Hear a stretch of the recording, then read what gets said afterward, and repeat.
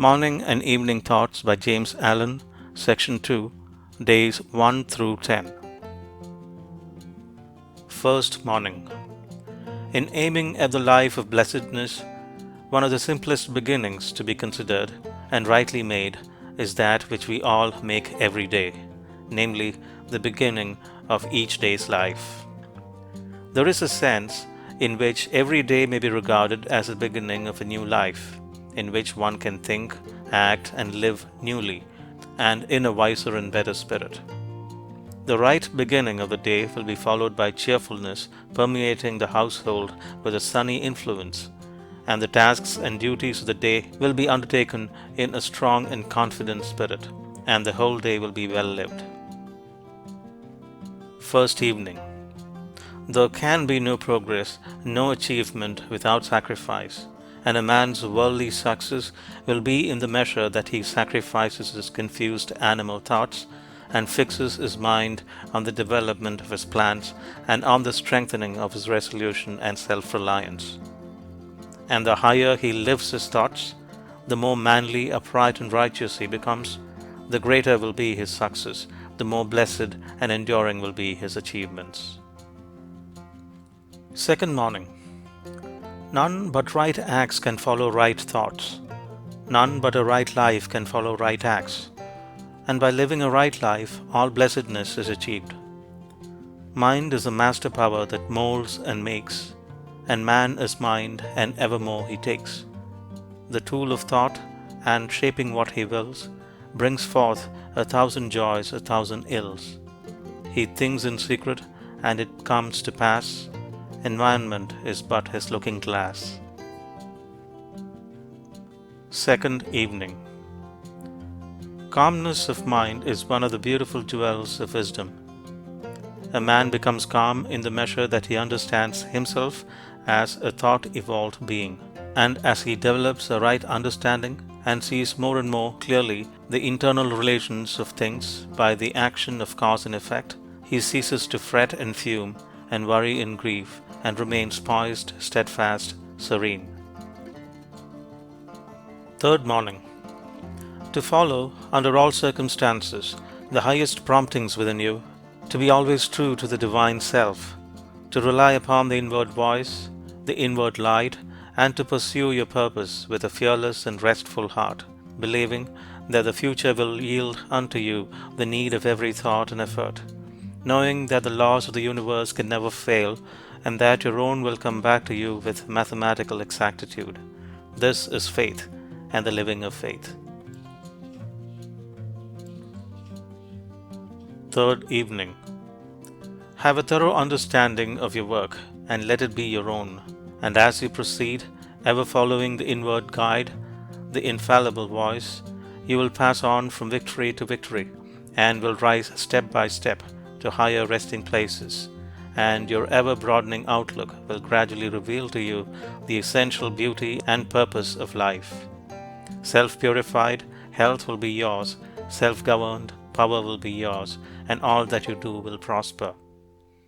And I may stand where health, success, and power await my coming if, each fleeting hour, I cling to love and patience and abide with stainlessness and never step aside.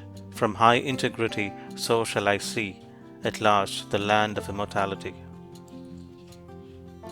Fourth Morning.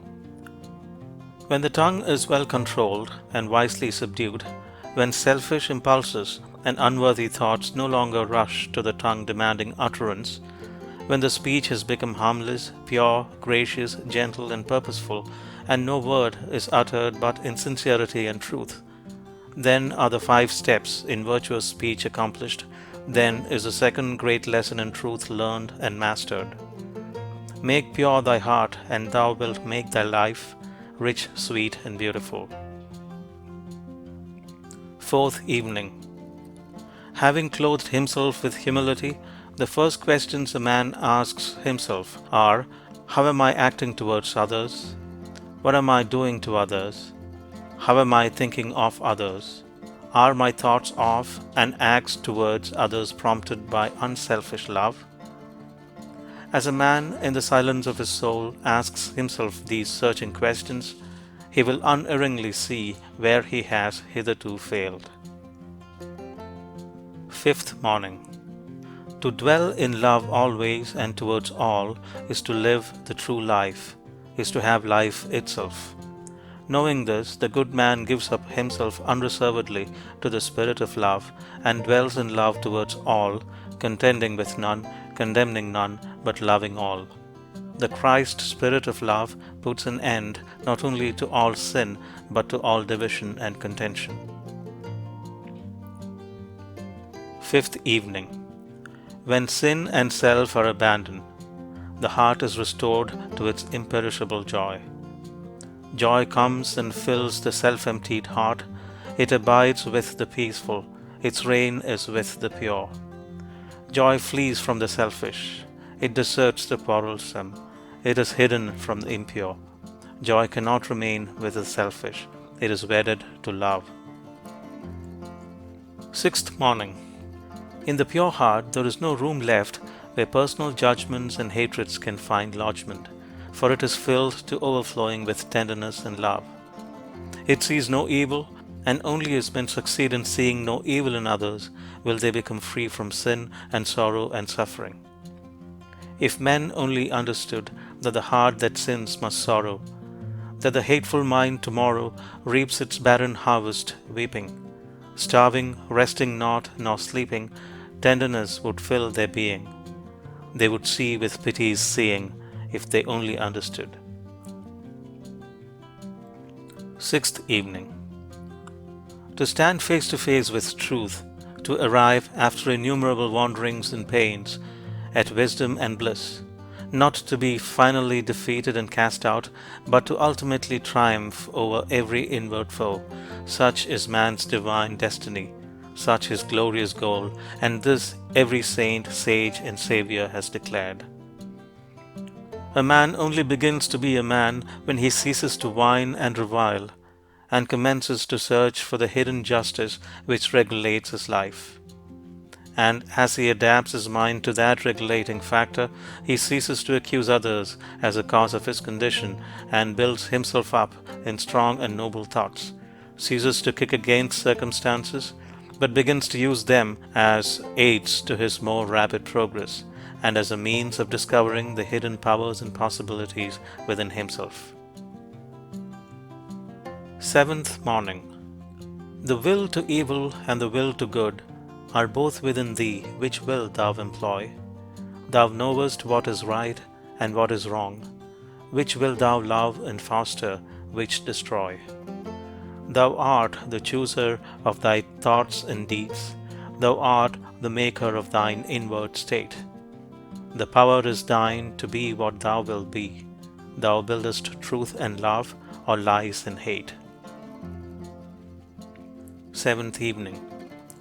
The teachings of Jesus brings men back to the simple truth that righteousness or right doing is entirely a matter of individual conduct and not a mystical something apart from a man's thoughts and deeds.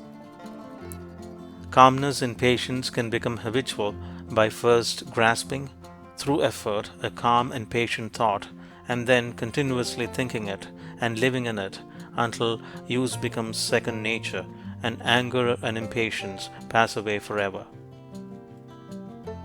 Eighth morning.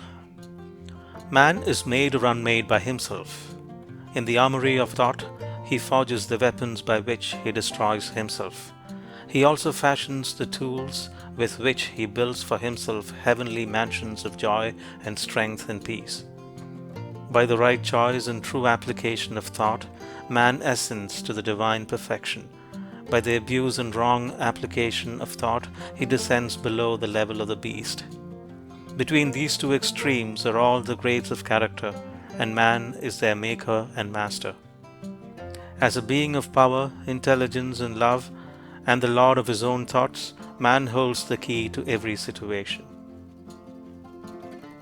Eighth evening.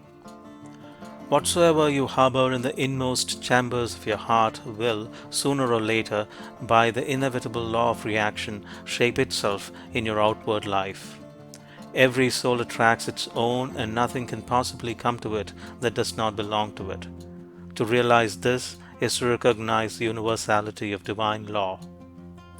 If thou wouldst right the world, and banish all its evils and its woes, make its wild places bloom, and its drear deserts blossom as a rose, then right thyself. Ninth morning. Whatever conditions are rendering your life burdensome, you may pass out of and beyond them by developing and utilizing within you the transforming power of self-purification and self-conquest. Before the divine radiance of a pure heart, all darkness vanishes and all clouds melt away. And he who has conquered self has conquered the universe. He who sets his foot firmly upon the path of self-conquest, who walks aided by the staff of faith, the highway of self-sacrifice, will assuredly achieve the highest prosperity and will reap abounding and enduring joy and bliss.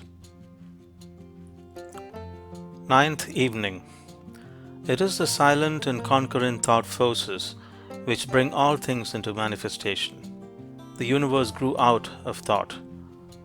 To adjust all your thoughts to a perfect and unswerving faith in the omnipotence and supremacy of good is to cooperate with that good and to realize within yourself the solution and destruction of all evil. To mentally deny evil is not sufficient. It must, by daily practice, be risen above and understood. To affirm the good mentally is inadequate. It must, by unswerving endeavor, be entered into and comprehended. 10th morning. Every thought you think is a force sent out. Whatever your position in life may be, before you can hope to enter into any measure of success, usefulness, and power, you must learn how to focus your thought forces by cultivating calmness and repose. There is no difficulty, however great, but will yield before a calm and purposeful concentration of thought, and no legitimate object but may be speedily actualized by the intelligent use and direction of one's soul forces. Think good thoughts, and they will quickly become actualized in your outward life in the form of good conditions. 10th evening. That which you would be and hope to be, you may be now. Non-accomplishment resides in your perpetual postponement, and having the power to postpone, you also have the power to accomplish, to perpetually accomplish. Realize this truth, and you shall be today and every day the ideal being of whom you dreamed. Say to yourself, I will live in my ideal now. I will manifest my ideal now. I will be my ideal now. And all that tempts me away from my ideal, I will not listen to. I will listen only to the voice of my ideal.